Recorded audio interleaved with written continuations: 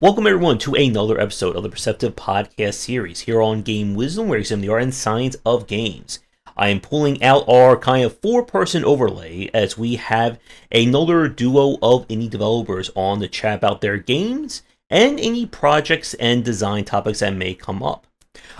My guests are from the studio Onyx Prism, that they just released the kind of smaller game Top Gnome, which should be out by the time you're watching this on stream. So please welcome to the podcast, Lizabet and Zev. How are the two of you doing? We're doing.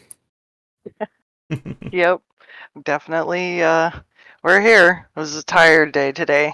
I know the feeling. It's been very busy and tiring around here with a lot of stuff going on, and we're recording this just before Thanksgiving, when all the holidays tend to shut things down. And the temperature drops drastically, and then you just Yeah. want to curl up in a ball and say why? Yep. We're getting out of that 70-degree October weather here in New Jersey, and now we're down to 40-degree weather for November. So we'll see where the weird weather takes us. Yeah, that was nice. It was really Yeah. warm forever. But it's great to have both of you on. Thanks again for reaching out about wanting to come on and chat about your games. And as I always say to any developer watching, if you are interested in coming on to talk about game dev, a project, whatever, please reach out. My links are all over if you're watching this on YouTube. So, to get the ball rolling, could you talk, for both of you, can you talk a little bit about kind of what your backgrounds are when it comes to game dev? And then we'll talk a little bit about Top Gnome in a few minutes. Do Who you want wants to to go first? You can go first. Okay, I so have to it's kind formulate. of a very long and windy road, but the short version is I was a traditional artist for a while, oil paint and charcoal, and the issue with that, in the way that the inflation has been and all that kind of stuff, is how am I going to sell my art at the nobody's going to buy them at these prices. So how do I stay in the business of art and make it affordable for people? So I was like, okay, well, what if we do games and stuff like that? So I was getting involved with some Minecraft projects and servers and stuff like that, and then that's when I had the first kind of taste of creative directing, and it was so addicting. It was I could feel there was aha moments everywhere. It was like the ultimate dopamine hit. And so I was like, okay, this is better than playing games. So crap, how do I get into this? Wait, all right, let's try and do some game jams. And I'm sure all the other devs that have tried to do game jams are very well aware of how many times you try and how many don't actually get finished. And so I kept running into that, and then I heard that Zev was trying to learn how to code, and I was like, dude, we have to, and then I drew the most cursed image I've ever drawn in my life, and I was like, okay, we have to make this thing into a game. And so I pestered him until he gave in, basically, and that's how we ended up starting. Yeah. I have a bit of a different background, kind of, but we kind of converge. I started on and off messing around with game engines and stuff like that because I always had an interest in it. I was a lifelong gamer. I've been gaming since I was a little kid. But I never really fully got into it. I knew it was something in the general gist of what I wanted to do was programming and stuff like that. And then eventually I ended up trying to do front end web development, but that's a hugely crowded mess right now. So is game dev, but I love game dev. And eventually I was learning that, and then after we met, me and Lizabet, she found out, yeah, that I was programming and I wanted to program, and then she saw the potential and wanted to kind of join forces, I guess you could say, in making a project because I had the programmer stuff down and she had the art stuff down. And we make a very good team. Great, and For you, Lizabet, it's great to hear like that kind of like the game jam or like working on like Minecraft stuff, like kind of like got the game dev hooks in you. Yeah, yeah. I was. It was weird because like I started playing games when I was really little as well, and like at my age, I've even heard people saying like, "Oh, you're too old to have been playing games since you were a kid," and I'm like, "What are you talking about? The Nintendo came out in 1983." Mm-hmm. Like that was before I was born. Um, so I got tastes of games growing up, but life always had a way of saying, no, not right now. And anytime I could get my hands on gaming, I'd try to do that because I loved them. But like, even though I was into art as a kid, it's kind of funny to think about. But I had no idea that artists actually worked on games. For the longest time, I thought all the visuals were just code. I thought they created the visuals from code when I was a kid, and I was like, I remember finding out that like actual artists work on it, and it blew my mind. I was like, wait a minute, I could do that. But then I also thought like, well, I'm not good enough, so I'll never be able to do that. And that's where it's like, well, we're too cheap to go to school for game dev. I don't you go know? to school for game dev, Yeah, personally. it's and then learning because I'm mostly a self-taught artist, and I figured, like learning through like I can learn how to do art myself, and most creative endeavors you can learn yourself. So I was like, you know what? We just need to try. And that's kind of how I convinced Zev. It's like we just need to try. Let's learn it together. We have the freedom to make mistakes without getting involved with an actual studio and possibly embarrassing ourselves or something like that. We have the freedom to make these mistakes. And so that's kind of what started the whole thing. Mm-hmm. Yeah. And like with a lot of the developers I've spoken with over the years, there's always that like inspiration and passion to do this. And one of I think like the hardest things, especially for developers starting out, is just how much to really like put into being a game developer. Because if you've Yeah. spoken to or you listen to any talks by like experienced people in this industry, people like Jake Burgett, Dave Gilbert, like people who've been doing this for like 10, 20 years, there's always that push of how much do I want to put in this game versus how much can I financially put into this. Yeah. Because as I'm sure you're aware of, and everyone watching this, it can get very costly depending upon how long it takes to build a game, especially when you're just starting out. And Oh I yeah. have seen plenty of developers who kind of just like burn themselves out on their very first project, thinking, okay, I'm going to spend 5, 8, 10 years on my very first game, and put Yeah. everything that I have into this, and then either the project never finishes or it finishes and just it's not enough. Like if you Yeah. spend 8 years on your first project, how is that going to support you? And unfortunately, for a lot of people, the answer is no, it doesn't. Yeah, I wouldn't Yeah, recommend doing that. there's a lot to say about that. I personally Yeah. have a lot to say about All that. right, you go. Well, in regards to that, it's like you can't make a masterpiece on your first project. It's so wildly unlikely. You get better with practice and you learn the process. That's what we've been doing with Yep. Top Gnome and other previous projects of ours. Um, and it could take like 10, 20 years before you get something that people really latch onto. You have to learn. This is what I've been learning, especially with Top Gnome, is you can't attach yourself to the project. You have to just love the process of game dev. And it's really important that you really do have a passion for it, because if you don't, you will burn out. Oh It yes. won't be for you. You like being associated with this big popular game that you just happen to have made versus being a game developer. Mm-hmm. Yep. Hmm. Yep. Do you have anything to say about that, Elizabeth?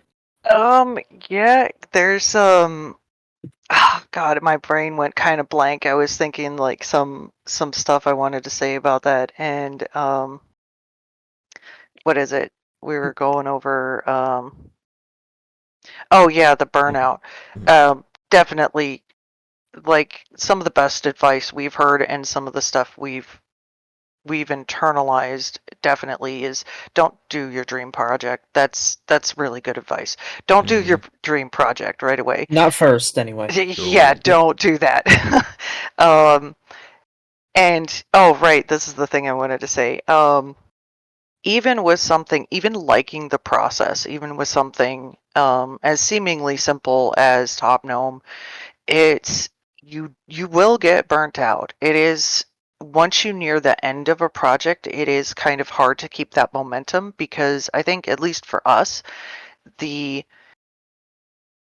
fitting in of different mechanics and finding kind of like what fits with the game. Oh, this would be really cool in here, or this would be that. Can we do that? Does it fit? That's the really fun part. And once you have everything settled, then it's just you got to be able to push through the really boring drudgery parts of it to get the highlights on the end of it and stuff like that. Yeah, Top Gnome has been kind of a special case with that because we started in Unity and then that whole mess happened, and then we jumped from that to Godot, and then we And stuck with ported the whole Godot, game. and that was a whole ordeal. We Yeah. did do it though. It's released in early access right now. Yep. But then towards the end, we kind of got frustrated with Godot, particularly Lizabet, because she has a hard time with it art-wise. And so we looked into Unreal and we got a taste of it. And now we're going to switch engines again for the next Yeah. Good luck. Well, yeah. That's the problem. Like at least from the art side, the problem with Godot is it is very geared towards solo devs and people who are not artists. So if you're more analytical, if you're more like not as an insult, but like more coder brain, it's going to be a lot easier to use Godot. But for me, I always felt cut off from the engine. Like I couldn't work with the engine. The tools are kind of like all over the place. It's hard for me to it doesn't work with artist brain. The best way to describe it is it's not designed for teams and it shows. Whereas with Unreal, it's very apparent. They have built-in things within the engine that helps artists with like lighting and picking colors and stuff like that. Oh, it was we struggled so hard. All we wanted to do was play with Unreal, see what we could do with it, mess around with new ideas, make prototypes, but we're like, we still have another game we got to finish. We can't do this. Yeah. So, it's hard, and in the end you get really distracted by things cuz to keep that motivation up is difficult. Yeah. And for something like that Lizabet said a minute ago about what you want to do versus what you're able to do. That, I think, is another trap that I see from a lot of developers when they're starting out. Especially if you're trying to, like, get, like, a bunch of people who maybe just coming together for the first time. Because I've been a part of projects, and I've seen things kind of from the outside in, of everyone's like, oh, we want to do this, this, and this. It's so cool. No, I want to do this. No, I want to do this. Yep. And then the programmer's in there going, I don't know what the heck either of you are talking about. I can't. I don't know what this is. Oh God. Yeah, I've had to learn her doodle. language, and she's had to learn my language, which I think is why we make such a good team. Is because you don't see this, no one really sees this, but we have some seriously in-depth conversations with games and mechanics and like design. Like I'll be playing a random game, or she'll be playing a random game, and we'll just analyze the heck out of it. Yeah. I think why does two this of you are seem my fun people to you? there. Yeah, like why does this game seem like it's fun? What is it doing? Yeah. What about that mechanic is causing it to feel so good? You know? Yeah. And there's a lot to say about that. I have too much to say about that. So yeah, right. We could talk for hours. Yeah, we could. We'll be here for like 2-3 hours easily if that happens. Oh yeah. We've been talking for like how many years now? Like 3 years every day almost. Yeah, it's 2 silly. years about games every day. So if you want to invite me into one of those conversations, let me know because I can certainly chat as well. We would love to have somebody else to like talk about this stuff with, because like with Zev and I, the other thing too is we'll get into heated arguments, like and it's funny because it's like it's a misconception about what idea we're trying to convey, you know?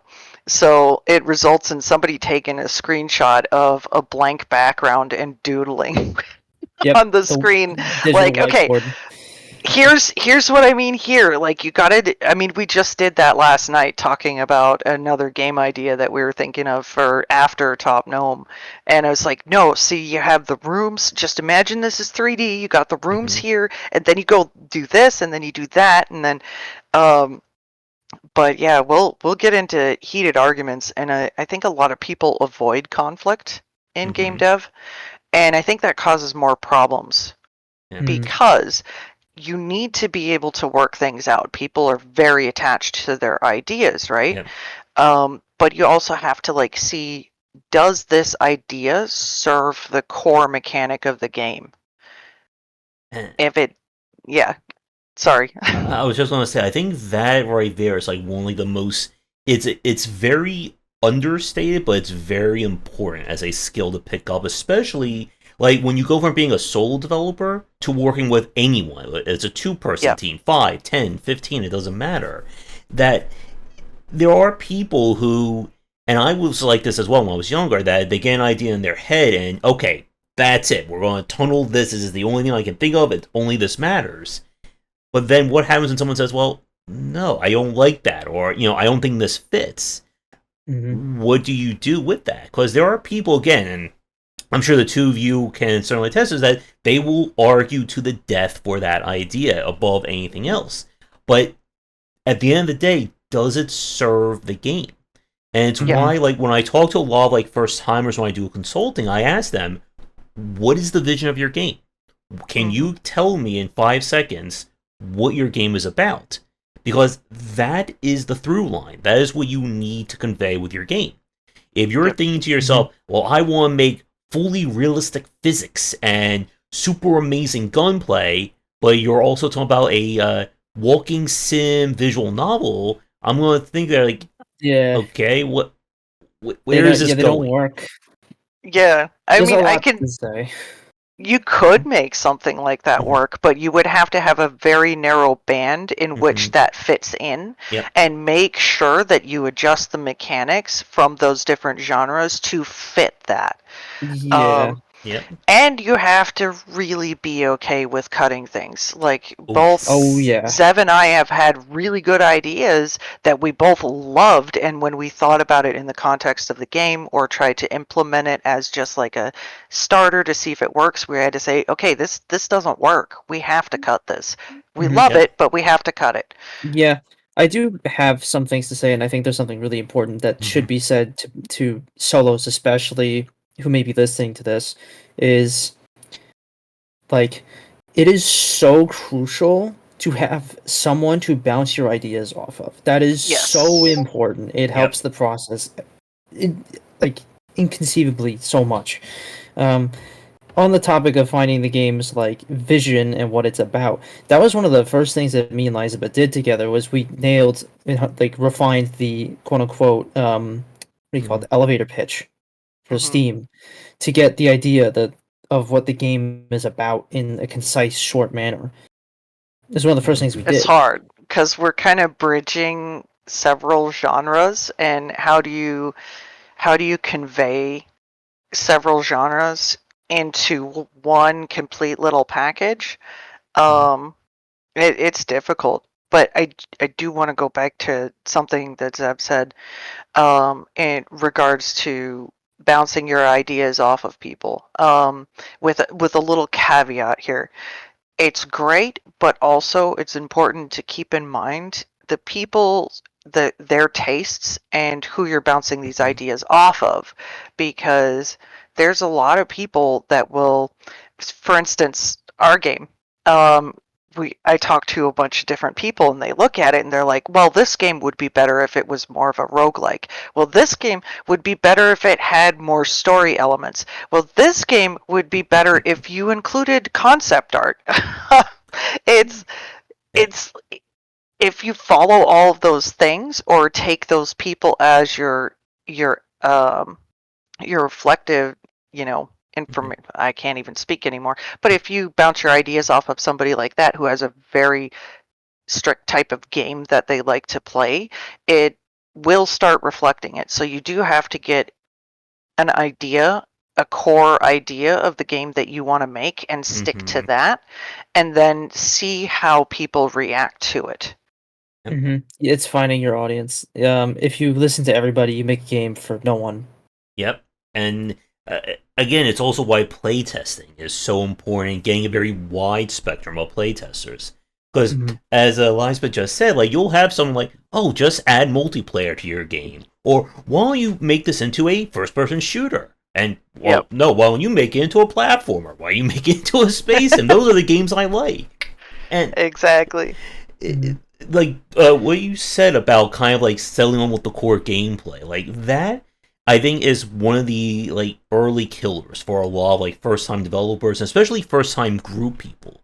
Because, as you said, Zev, like, if you're a sole developer, there's no one for you to talk to. It's you, yourself, me, myself, and I in that situation. So, no one's going. You are not going to tell yourself that your idea is bad or that you need something else.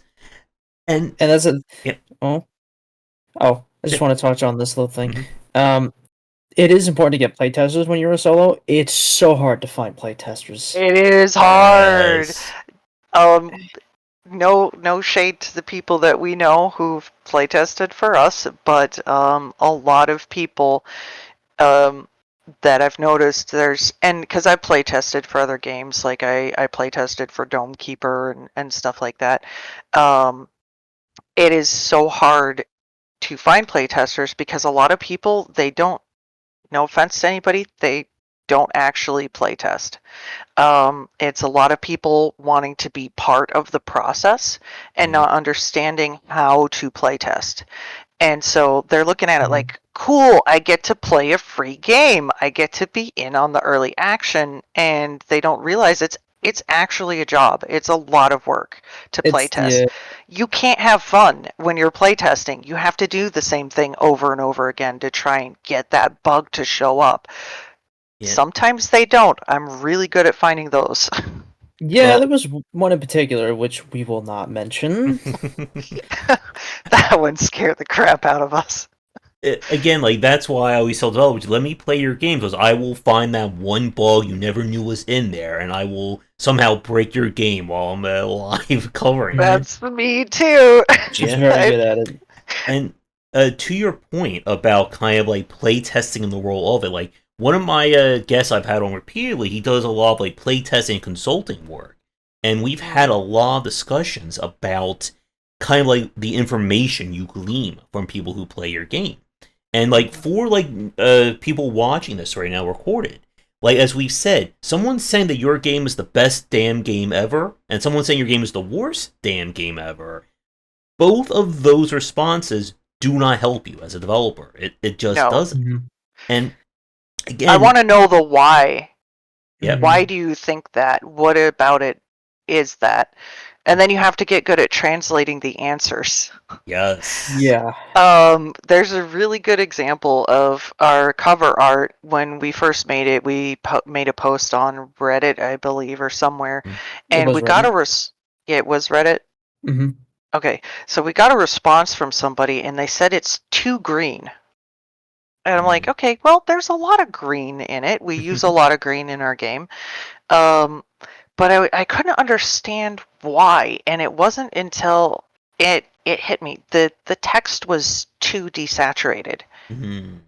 And it wasn't that they were complaining so much about the green, it was the contrast was lacking. And I was like, okay, I'm used to traditional art, we mute all the colors down and make it look more realistic and stuff like that. And so yeah, I had to translate what he was saying. I was like, it's not too green. I mean, it's green, but it's not too green. And once we figured it out, we changed it and made the title text so much brighter. It was like that green effect went away. Yep, and as you just said, like, you can have, and I've said this before as well, you can have 10 different complaints from 10 different people. It's all about the same issue. They're just conveying it in 10 different ways. Yeah. Yep. And me and Lizabet, We have different philosophies when it comes to observing playtesters. Like, I'm more of the silent observer type, see what their reactions are, where do they get stuck, where do they seem to be really into it, what bores them. She's more hands-on. She likes asking questions directly. And we kind Yeah, I of like butt heads a lot prompting. about that. Yeah. Yeah. Well, because some people, you ask them to monologue about your game as they're playing, and a lot of people, myself included, I'm one of these types of players. I don't monologue how I'm feeling because I get so focused in. Yeah. And so I tend to like asking prompting questions. How is the game making you feel right now? Is it bringing up any emotions? Do you feel like the combat, like when somebody gets hurt, do you feel like that's your fault, or do you feel like that's the game fault, or do you think it's something else? I try not to lead too much. I try to have really open-ended, vague questions where they can kind of get prompted and like it'll pull up the answer internally so that they can give it. It's difficult. We did struggle with playtesting. Mm. We don't have really any playtesters. I'm the biggest playtester. Yeah. We don't have many playtesters, and it's hard to find playtesters that know what they're doing. It's even harder to find those that would be interested in a game like ours, or whatever you're making.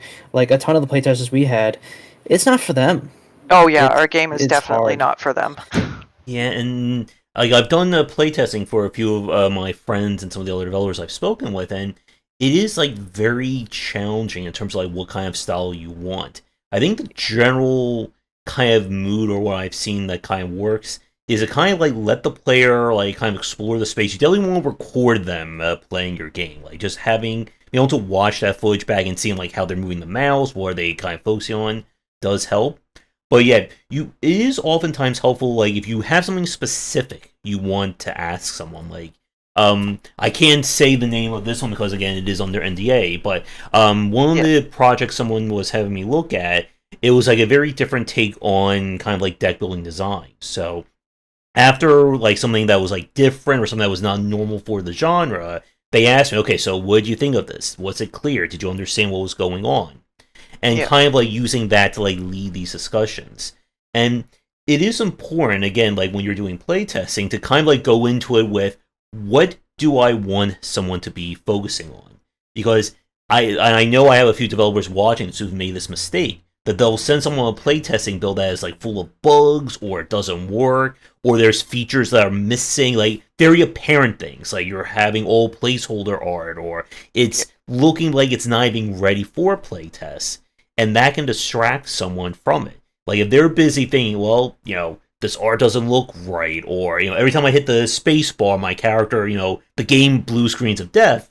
They're not really going to be able to give you an idea. Say, well, is this game good? Is it bad? What's going on?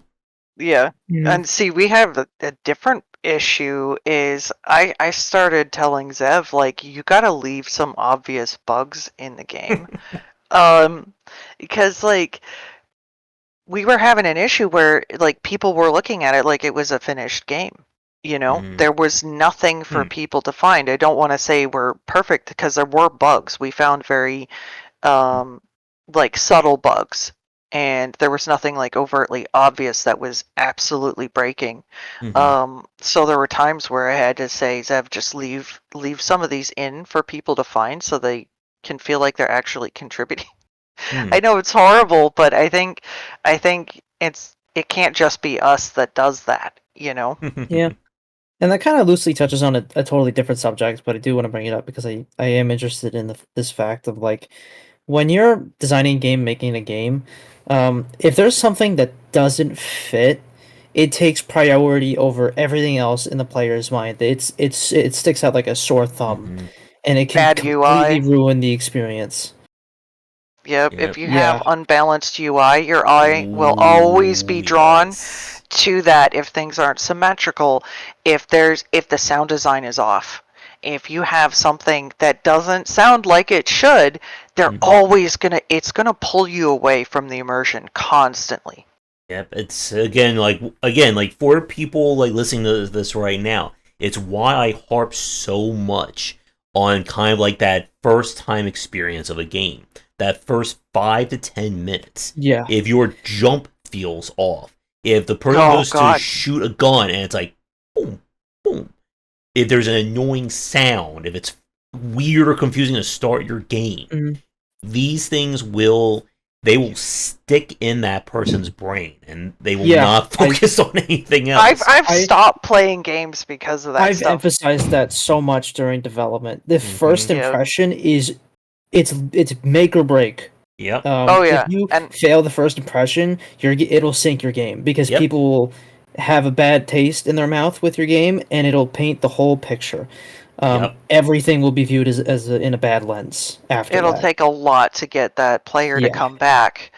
Yes. It's like that happened. Oh, sorry. I was going to say, like, it's why when I cover a lot of indie games, like when I'm playing them for my showcases, like I will like laser focus on certain elements, and I will say, okay, this thing didn't work. This did work.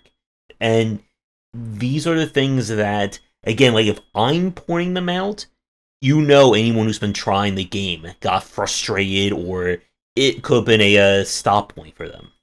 Yep. There was just as an example, I know this is terrible. I love historical accuracy. I was into like old-fashioned clothing and styles and different periods with music and a whole bunch of other stuff, like really old stuff. And when I first got Battlefield 1 and turned that on, and the song that was playing was a 1940s era song for a World War I game, I couldn't do it. I was like, that's what broke it for me. I was like, you're telling me you went and collected stories from, like, real stories, maybe embellished, but real stories from World War I, and you couldn't even bother to get the music right? I know it seems petty, but I was, like, so annoyed by it. I was like, I didn't play it for 2 years. Yeah, it could be the... You can Go finish. ahead. Oh. It could be, like, the smallest, most insignificant thing that you think is not a huge deal, and it could totally disrupt the player experience. That's what playtesting is so important. Again. Right. And I made Zev put a lot of the sound effects in, just so that when we were going through playtesting and when we were looking at the game, we could hear them over and over and over again.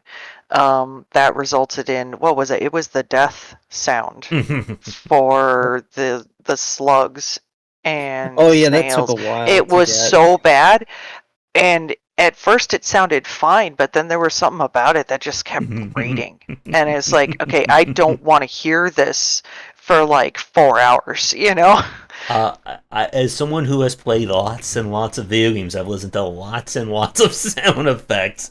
I can attest to that. There are a few games that, like, for my fans watching this right now, there's a few sound effects that have been, like, drilled into our brains in terms of just how painful it is to listen to. Oh, none come off the top of my head, but some sounds that are really memorable that, like, will never go away is the Dying Light baby. That baby, the zombie baby, when it starts crying, man, like, oh my god, that's horrible. See, the sound that initially comes up for me, it's not even a series I play much of. It's a series that Lizabet plays a lot of, and that's the sound when you get the bonfire in Dark Souls. Oh yeah, I love that sound. And I figured out what it is, actually. I was listening to it because there was this weird loop that was happening with the bonfire sound in Dark Souls 3. And I was like, I know that sound. I don't know where that sound is. And then I was, like, grilling in my backyard one day. It's actually a charcoal sound. Because it's got that kind of high-pitched charcoal burn sound. I'm a sound nerd. I'm not the best at sound engineering, but I am a sound nerd. Yep. What was I was just about to say? I'm trying to think of, like, some, like, good sounds that have just, like, really, like stuck with me. Oh, I remember now. I remember when I was playing the game Patapon. This is from, like, early 2000s, a musical game that they just keep chanting the same lines over and over again. This was before I had a headset in my house. So my family was just like saying, "Josh, will you shut that game off? I can't hear Patapon for the next 5 hours." Oh, that's funny. There's Mm. a good sound that like came to mind for me was like the little green thing pickup sound in Brotato when you get like the currency picked up. It's got such a satisfying sound. Mm-hmm. Oh Mhm. yes. Yeah, sound design is a very neglected part of game development. Everyone thinks of Oh yeah. like the programming or the art or the gameplay Mhm. mechanics, but audio is another dimension, and it really makes games come to life. Yep. It's crazy how much Yeah. it did with Top Gnome. And like with shooters in general, like I talk about gunplay and that kind of like aesthetics of your weapon really do matter in an action game. I know the creator of Smash Brothers, Sakurai, has had like a video series. I think he just wrapped it up on YouTube for like the last like half of the year, and he talked a lot about kind of the very subtle details he put into Smash, from kind of like hit stop to kind of like the impact of punches and kicks and all that. And it's like these little things you don't really think about. Again, like this goes back I think to Mhm. what both of you were talking about earlier in terms of game design discussions. Like these are the things that when we're talking about this, like for most consumers, they're not thinking about it. They're just thinking, "Oh, shotgun No. sounds good." Yeah. Bright green They light makes me happy. You don't notice good sound design or good UI design, but you will notice Yes. the bad stuff. Yes. Yes. It's funny and to any other people. Now, I'm not perfect at this. I've never done sound design until Top Gnome.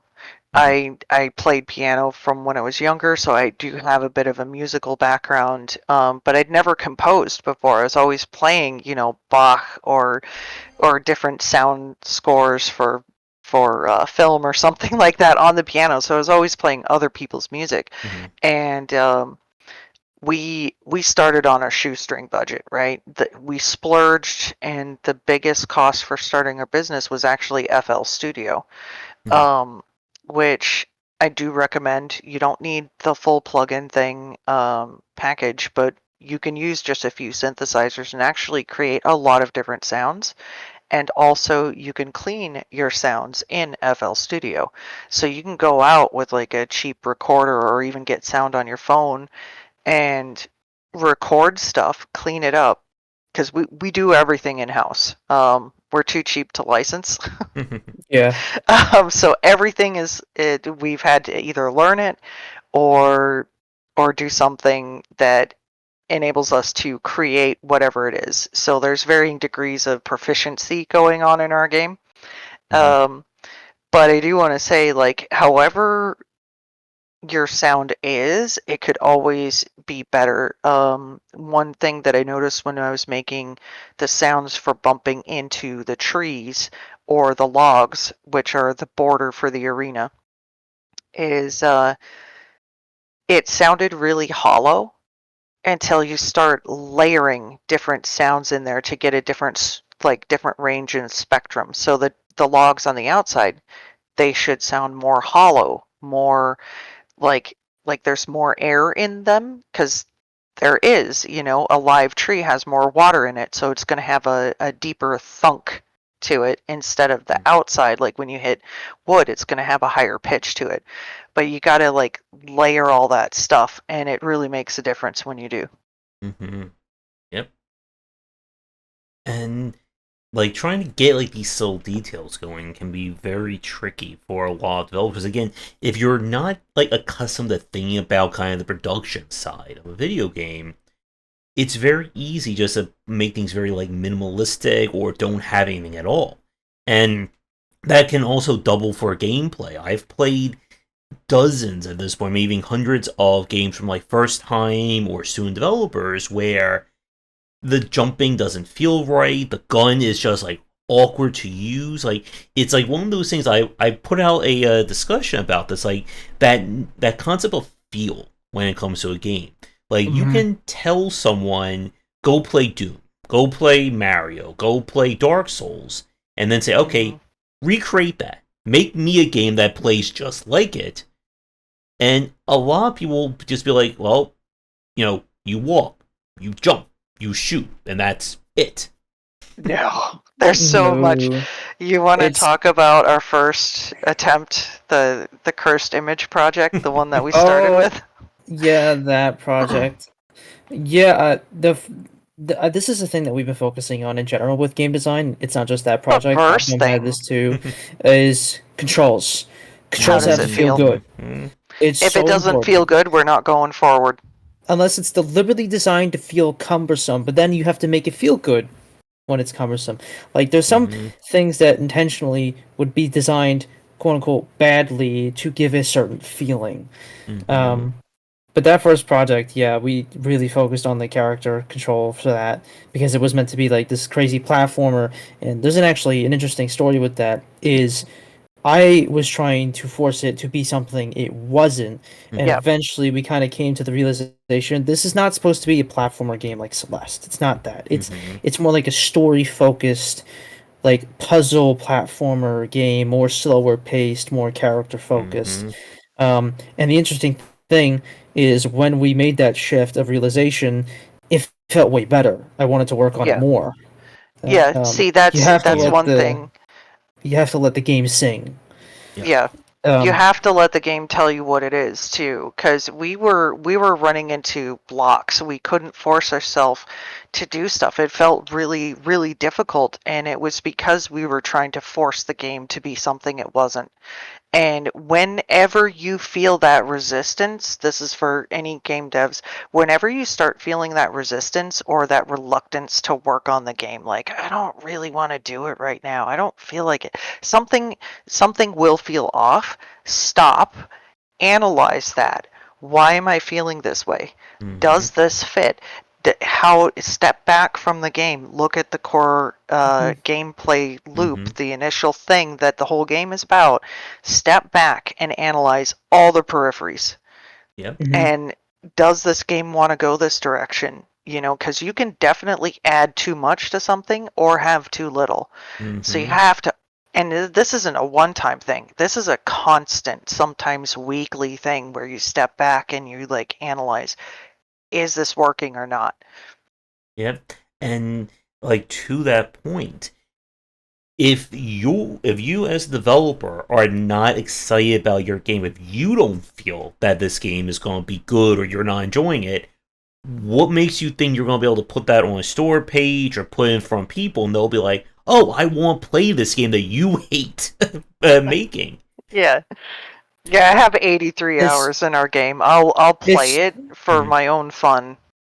it's really interesting because I always like you read about this a lot. A lot of indie developers like they'll say that they don't even like their own game. Like the Stardew Valley dev said, like he kept going back and forth between hating his game and thinking it was this really good thing. Um, it's hard to tell, and the feeling of the game isn't going in the right direction and you're having this block that feels different from when you say you're just going through the slog of finishing it. Um, like we just want to move on to the next big project, right? Yeah. We're kind of done with Top Gnome in that sense. But the thing that I wanted to touch on is when it comes to that stuff, intuition. It's really important with game development and everything in life, but like people tend to neglect it. You have to go with your gut and you have to hone your intuition on things because oftentimes your intuition is actually pretty accurate. Lizabet can definitely testify with that. Yeah. It's funny too, cause like, um, I think there's a duality with like hating your own game too. It's a something to explore here is like, is hating your own game only because you're getting feedback from the outside or your own insecurities about your abilities? You know, is that what's causing you to question your game? Or is it really actually bad? That's a hard thing to parse out, you know? Yep. We went through it. We're still going through that, trying to figure out, are we just delusional? You know? Or is there actually something good here? And I think the easiest way is, I guess for us, if I had to like pull us back and say, okay, let's look at the game. Let's look at the mechanics. Does the game feel good to play? Yes or no? It does. It feels good. Our mechanics are good. That's our biggest thing. If it doesn't feel good, we're not moving forward until it does. The other question becomes, is it the type of game that a majority of people would like or not? Like, is our idea something that would catch on with the wider gaming societies, or is it something that is just so niche? And I think that's where a lot of people get lost, because it is hard to tell. Do I hate my game, or is it actually good? Am I just hating on myself? But my game's mechanics are good, and it's just not catching. Yeah, that kind of graces the more businessy side of things. Like it can be so hard to tell. There could be a million reasons why your game did or didn't do well. Sometimes it feels like it just comes down to luck, and that's why people say, some people say it's a luck-driven business. I don't believe in that. I think luck does have a factor, but luck is just opportunity meets preparation, in my opinion. But like, for example, we're in the top-down shooter kind of genre, I guess you could say. It's a pretty vague umbrella term, or Yeah. umbrella term. But the thing with that is the genre for top-down shooters, I say, has a lower ceiling than something like roguelike. And what do I mean by that? A ceiling is basically the potential player base for that game. There are more roguelike players and roguelike enjoyers on Steam than there are top-down shooter players. And so that's why you see so many indies doing roguelikes and roguelites. It's because it's a huge hot genre right now. Same thing with strategy games, 4X games, city builders on Steam, kind of horror games too. And it can be hard, especially if you're not into those genres. Like we're into bigger scope genres like survival. They're way too big for our abilities right now. Yes, and so it kind of touches a hard subject of like, do you do what you love and enjoy doing, which you might make a better game because of that, but it's also much harder to do, or do you go with what the crowd is doing and what makes money? It's really difficult. Right. And it's a very tough line as someone who covers games that when I talk about, because again, like with the Bullet Heaven, Vampire Survivor likes, I've lost count the number that I've played over the last 3 years. Oh yeah. And there are developers who they will rush to follow whatever is the current trend, whether it is a VS like deck builder, a Darkest Dungeon, boomer shooter, you name it. And a lot of those teams, their only metric is, I just want to make a game just like whatever game I play that succeeded. Whether it is Dusk for shooters, Vampire Survivors, and so on. And if you just approach it like purely from that business standpoint, more often than not, that game is going to fail. Because you're not delivering something new. You're not adding something of value to it. And that is something to... Oh, you can finish. Okay. And when I interview a lot of developers about this, or the ones that have succeeded, they talk about how they're now seeing so many of these other games coming out. And it's why, like, one of the things I do for a lot of the games I play is I look at their review numbers, I look at kind of like their score on a Steam Spy. And I'm just studying okay, yes, this game may be better than the one that came before it. But that game that came before was the first one to kind of strike that vein in terms of an audience. And more often than not, that even if your game is better, it's not going to do enough because no one is going to want to play the slightly better version of Vampire Survivors or Slay the Spire when they can just play the one they know and love.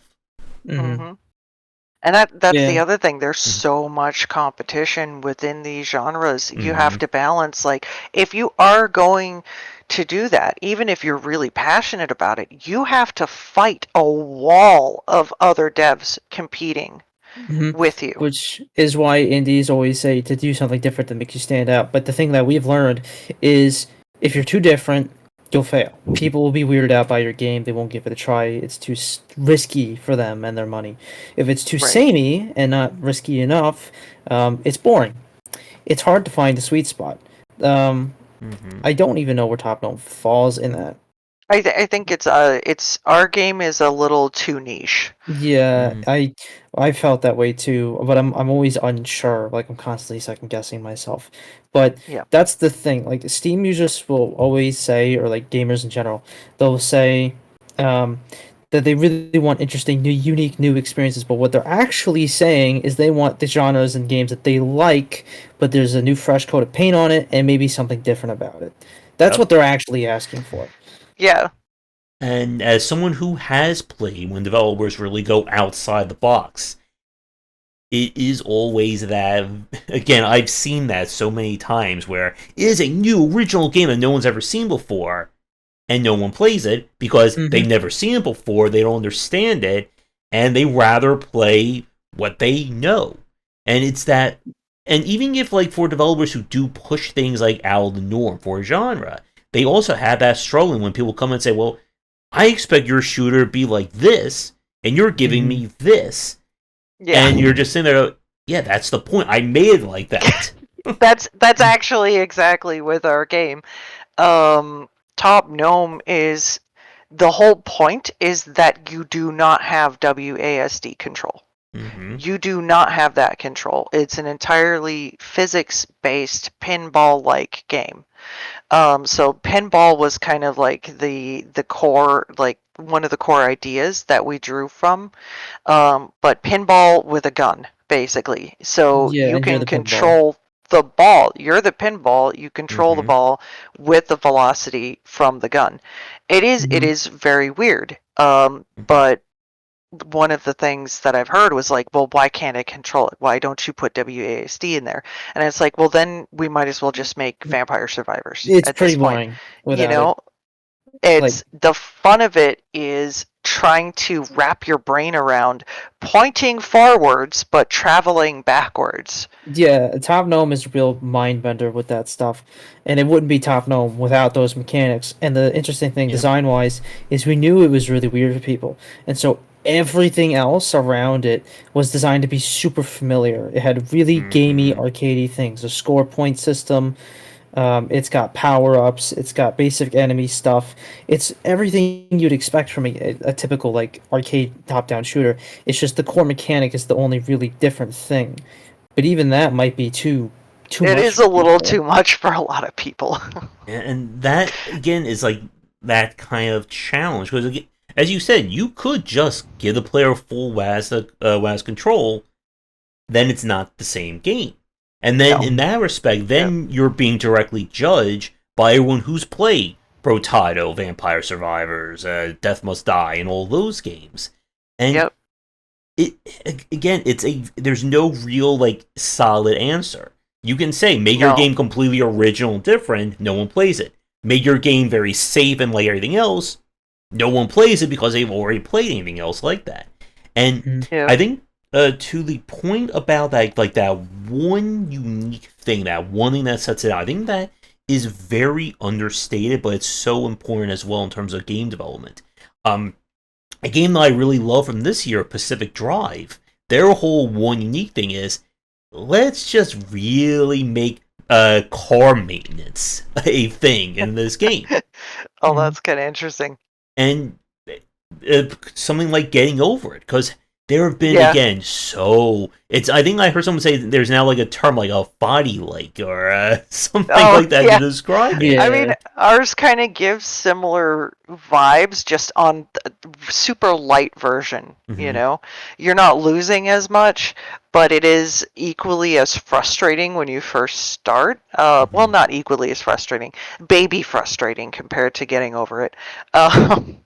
But I do want to say to maybe any devs starting out and listening, because we've had to go through this, and I think this is a really important thing to tell people. And I don't think a lot of developers who've been in the industry, who are farther along than us, or in have ever said this, or maybe they do, maybe they don't. I haven't heard it yet. Be okay with failure. You have to be. You can't learn without it. Yep. You can't learn without the mistakes. And And also, don't like you can copy games to get kind of an idea, like when you're very first starting out, like, oh, I'm gonna make a copy of Celeste to see how things work, right? I would highly, highly, highly suggest, and I think this will really, it made us grow as developers, and I think it will make new people grow a lot. Don't just copy other games. Come up with a unique idea, no matter how dumb it is. It could be a total commercial failure. You don't even have to put it on there. But come up with a unique idea, all on your own, and try and make the mechanics serve that, and do everything original, all from your head.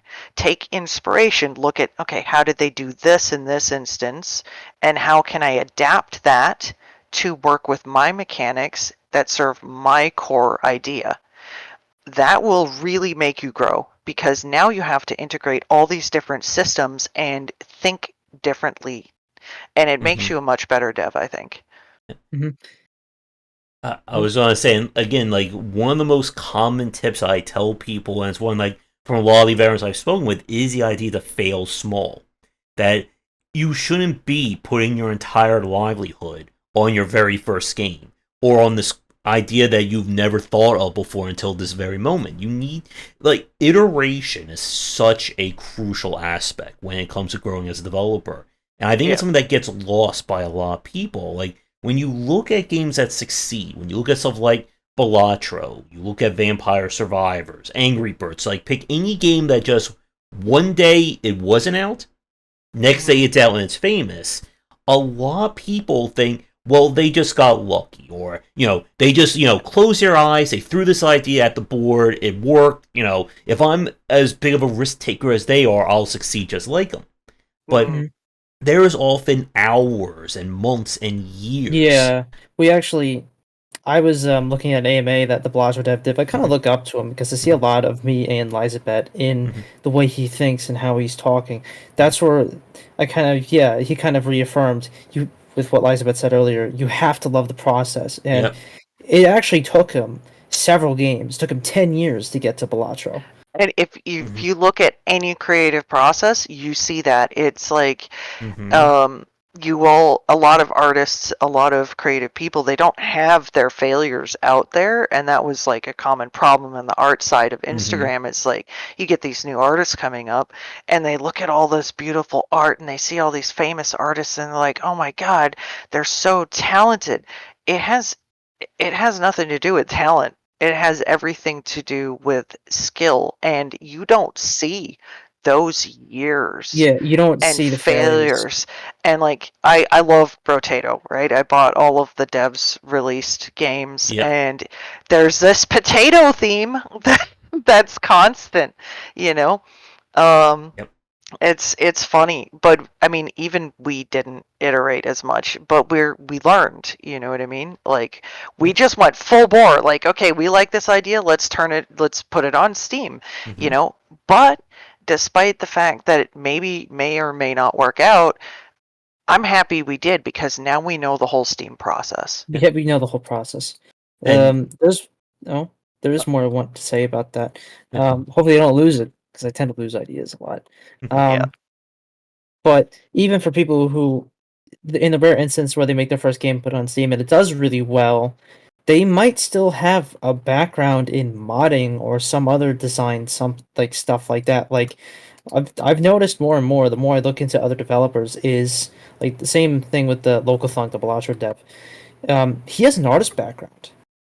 Artists, I seem to, at least from what I've seen, to do better. They seem to be better at making good games than programmers, and it's because they have a different way of thinking. They treat the game as like an art form, an art piece that needs to like sing.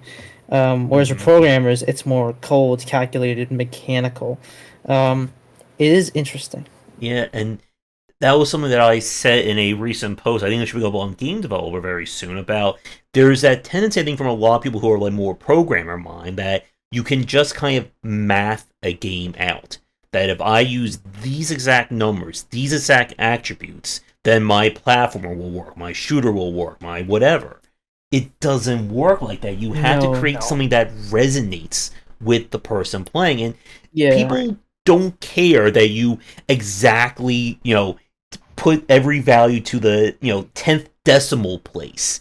And, your code is perfectly functional. I remember there was, like, keeping with Balatro, I remember, like, there was this, like, whole, like, outcry of programs going, he coded his game like that? How the heck did that game work? That is awful, and they're complaining about it. But It's the it's same fun, thing. though. Yeah, the code doesn't actually matter. If it works and it's performant, it doesn't matter. Like, same thing, like, with Toby Fox, the guy who made Undertale, is making Deltarune. Huge fan of Deltarune. Never played Undertale, though. His code is pretty abysmal in Undertale. But he came from a modding background. He was always this Yep. creative, weird, eccentric guy. And he doesn't seem very programmer minded. And his game did fantastically. It was a phenomena. And everyone talks about it, memes about it, and it's like it's because it had, as corny and goofy as it sounds, games do have souls. Yep. They do.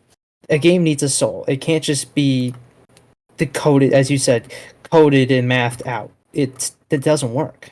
Well, you Yeah. have to have feeling in things, and one thing that stuck with me for a long time is my mom told me a story when I was a kid about my grandpa, her father. He was a concert violin player, and he got fired from the orchestra because he was too technically perfect. There was no feeling. He was like a robot playing, so he didn't have that range where that humanness, and where you have the flaws. And I had to fight myself because I'm OCD. I deliberately leave flaws in the game now, artistically, and in the music too. I don't perfectly quantize everything all the time. I leave, maybe a note a little off here or something there that makes it feel more human.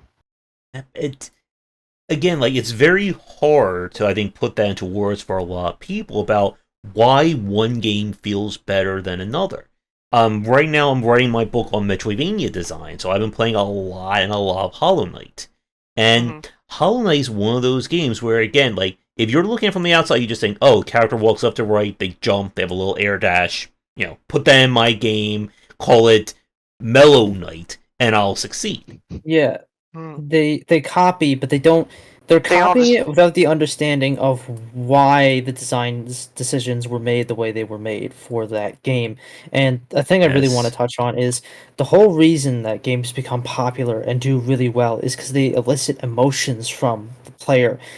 Games, as weird as it sounds to say, and as logical as I am compared to Lizabet, games are emotional experiences. They elicit emotions. It's why we love them so much. Yeah. It's also where, like, as like a little mini rant for me, that's very hard to talk about good game criticism. Because it's hard to, again, put into words why one game does something right or what one game does something wrong. And to go back to what Lizabeth was saying a few minutes ago about kind of like the feel of Top Gnome, with the purpose being that you're shooting yourself around like a pinball, that it's not about WASD controls. Someone could review that or critique that and say, well, this game is horrible because it doesn't let me control it. Well, I would come at it saying, well, this was the point. This was the intention by the developer. And that is something that I think, again, if I get on this topic, we'll be here for another 2 hours. That you have to, when you're studying design, be able to think, why was this put into this game?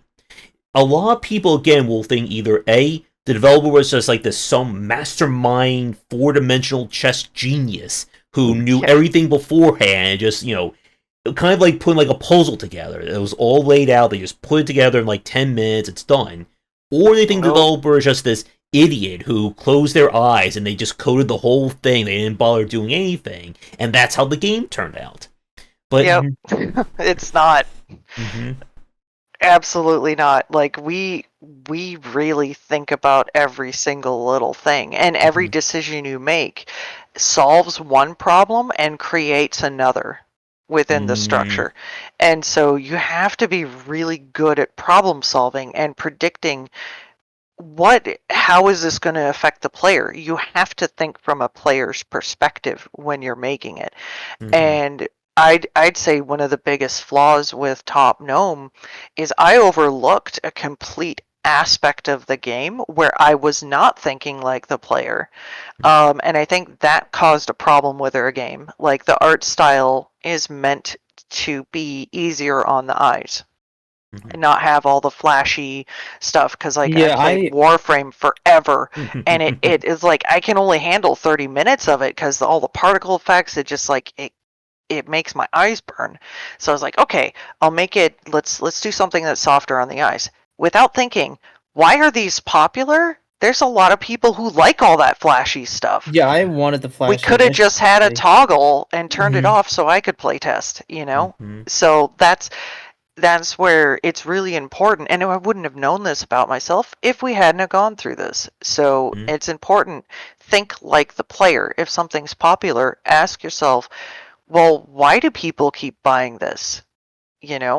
Why is this something that people want to play? What is speaking to them that makes them want to play that experience? Because if you don't have that answer, I think this goes again back to the whole kind of issue, the kind of difference between like programmer mind versus artist mind or artistic mind, that you can have, and I've played so many of these games that they're technically well made. That the character jumps, all the menus are there. Like, it looks again like someone looked at like the textbook of a platform or the textbook of a strategy game, copy, Control C, Control V, and they called it a day. But there's nothing in there that's making me feel like wow, or it's nothing that's like making it exciting to play. The reason to do this is missing, and that is very hard to nail down. And I think that's a huge problem with AAA right now. There's no soul in those games. It's mass produced, like Assassin's Creed. And the interesting thing is Valhalla specifically. A lot of people dunked on that game. They didn't like it. It was a bloated, overextended mess. Yet it was the best-selling Assassin's Creed game ever made. It's a really weird like duality of like people complain, but they'll still buy it. It's weird. Yeah. Yep. And again, and for a lot of AAA developers, they're trying to chase that formula of, well, if I just do this, this, and this in every single one of my games, they'll all sell just like World of Warcraft did, or Assassin's Creed, or Doom, or Call of Duty, or pick any one of those games. And it's oftentimes why, and again, like what we're seeing right now at the end of 2024, like just how much our AAA industry has been gutted over the past year of studios just not succeeding, or publishers just saying, well, this game didn't sell Call of Duty numbers, so cancel the studio. Yep. And there's an interesting thing narratively within all that too, is I'd like to say that a lot of these games don't feel alive. They'll have elements that are just like kind of like taped on. And a really great example of this effect, both effects happen in one game. So I loved The Last of Us, the first one. That was the first game I got for the PS4 when I got my brand shiny new PS4. I got The Last of Us. Now, the daughter dies. Spoilers if anybody hasn't played this yet. I'd be surprised, but so the daughter dies in the beginning, and you have a few little quips, and like you have a snippet of their dynamic between the father and the daughter. It's so flat. It's it's like okay, quirky daughter, they've got a friendship kind of parent-child relationship. All right.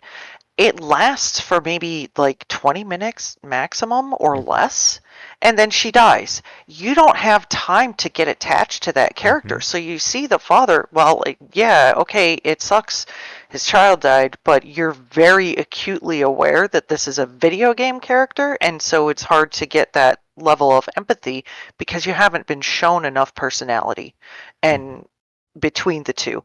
Later on, I can't remember the name of the character, but there's two brothers later on that you end up traveling with, and Ellie ends up befriending this boy, and so it's the boy and his brother, and they're traveling together, and then the boy ends up getting infected. But you've already had a really good chunk of time where they save you, you save them. You have this bond that's created with dialogue that happens over like probably a couple hours at that point.